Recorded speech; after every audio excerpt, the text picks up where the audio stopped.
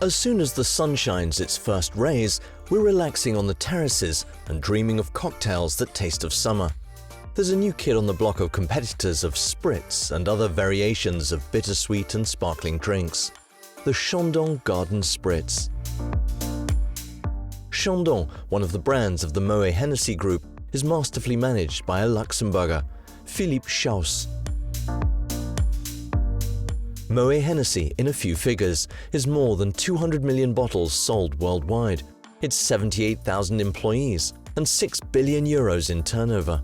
A turnover which represents nearly 10% of that of LVMH, and its 25 brands which are distributed throughout the world, i.e. 25% of the champagne sold, from Moët and Chandon to Dom Pérignon and Ruinart via Veuve Clicquot, Krug and of course Hennessy Cognac. These are the figures presented to us by Philippe Schaus, CEO of Moët Hennesy, during one of his visits to Luxembourg. The group's secret recipes for sparkling success is a clever cocktail. Vous savez, d'abord, le levier principal, c'est la qualité du produit. You know, first of all, the main lever is the quality of the product, and we work on that every day. We continue to improve it even more and even more. After that, there's innovation. We release new products, we release new expressions. And it's obviously marketing too. That is to say, creating great events, working on all brand media, doing campaigns with artists, partnerships with artists. For example, Veuve Clicquot's partnership with Kusama. So it's a whole lot of things, but it's a daily job that aims for one thing above all. It's the desirability of our brands. Qui vise une chose avant toute, c'est la désirabilité de nos marques. Among the partnerships, there are collaborations with megastars. Je pense que tout est une question d'équilibre. Alors d'abord, nous communiquons avec des stars, avec des influenceurs, mais nous communiquons aussi beaucoup sur le produit lui-même, sur sa qualité. I think it's all about balance. So first of all, we work with stars, with influencers, but we also communicate a lot about the product itself, about its quality, about the know-how. Then we have partnerships with exceptional stars like Lady Gaga with Dom Pérignon. I mean, she's a star who has a lot of elegance, who represents a great cultural side.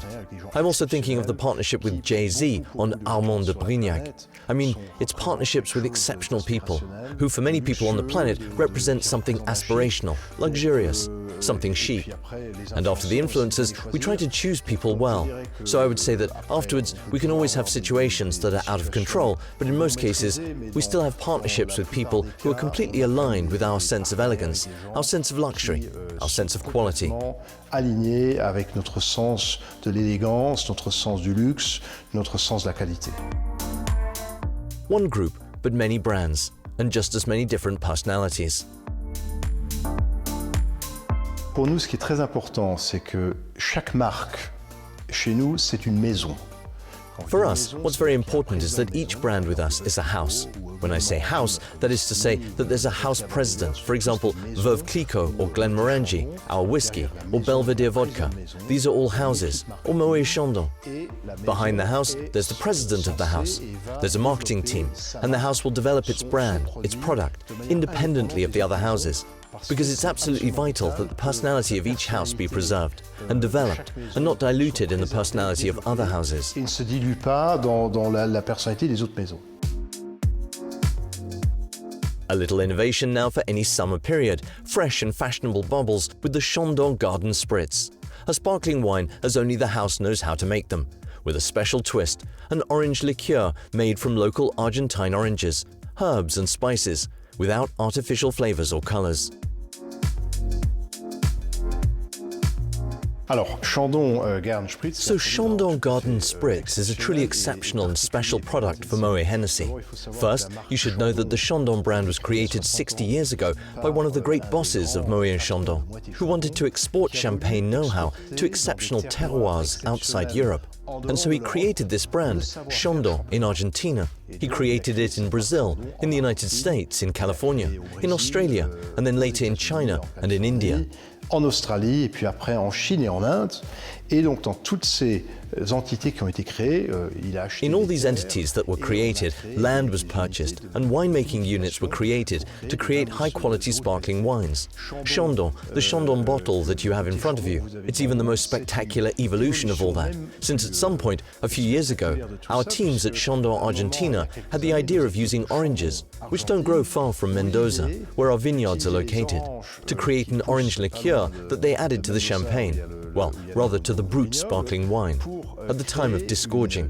And so it finally creates what today we would call a ready-to-drink cocktail. Enfin, plutôt au vin mousseux brut, au moment du dégorgement.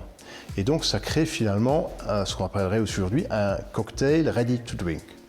Et donc ce produit aujourd'hui combine le savoir-faire champenois. And so, this product today combines the champagne know-how imported into Argentina by the Chandon house with a local product, which is orange, to make something that we called Garden Spritz, because it's similar to a certain spritz found on the market, but with a rather notable difference, in that it is a completely natural product, since it is without artificial coloring or flavoring. And there's less sugar in this product than is found in comparable products on the market. So there you have it. It's a product that's completely, which fits into the idea of luxury. It's a product that is nevertheless relatively accessible, since a bottle of Chandon Garden Spritz sells for around 20 euros at a wine shop or at a wines and spirits point of sale. So it remains accessible. It's accessible luxury, but it remains a luxury because it's a product that's truly superior in terms of its taste in relation to the experience it can give us. Par rapport à son goût, par rapport à l'expérience qu'il peut nous donner. For Moët Hennesy and many luxury brands today, the definition of luxury is above all to live an experience.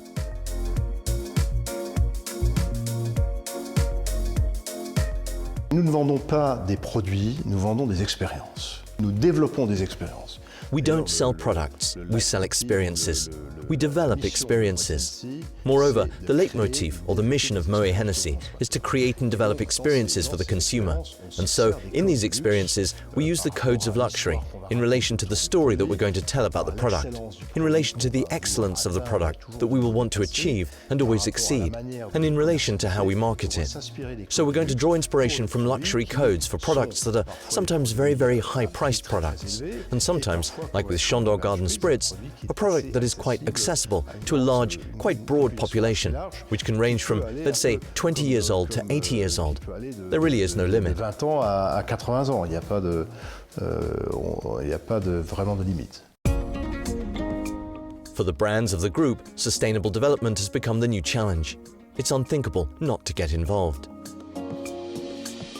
Évidemment, on a, par exemple, dans tout ce qui concerne le développement durable, on a ce focus sur les sols vivants. Obviously, we have, for example, in everything concerning sustainable development, we have this focus on living soils, and it's not communication, that is to say, we even communicate relatively little. But on the other hand, we have, for example, decided to create corridors of biodiversity at Ruinart in Champagne. We will have decided to abandon a large part of our cardboard and sometimes plastic overpackaging. We've decided to invest in research and development to improve our climate impact and all that we can do in terms of biodiversity and soil health. All of these are very concrete measures that cost money, that we've implemented, and I think that we will have to be judged by the results that we will bring. And today, we're doing everything we can to bring convincing results in terms of climate impact, in terms of impact on biodiversity, in terms of impact in general on our environment. And here we are, and we try to communicate as little as possible, but above all, to be concrete, and above all, to act. Et on essaie de communiquer le moins possible, mais d'être surtout dans le concret et surtout d'agir. An adaptation to the climate crisis, which very much resembles the attitude in the face of difficulties of Philippe Schaus's country of origin, Luxembourg. Ce qui me rend fier d'être luxembourgeois, c'est le côté multiculturel. What makes me proud to be Luxembourgish is the multicultural aspect. The opening to the outside. We were educated from the start to a general openness to different cultures. And that today, I think Luxembourgers have it in their guts. I think I have it in mine too, and it makes me proud. The Luxembourgers are doing an admirable job in the management of this small country. They knew how to overcome all the crises that the country has encountered. The crisis in the steel industry, the crisis in the banking world, and other crises. And always with great agility and a great ability to adapt to new situations and to create the environment that allowed them to succeed in constantly changing geopolitical and economic contexts. And so I'm very proud of Luxembourgers, even if I didn't contribute much to that success. But I'm very proud of them for having managed to do all that. Même si je n'ai pas contribué beaucoup à ce succès-là, mais j'ai beaucoup de fierté pour eux d'avoir réussi à faire tout ça.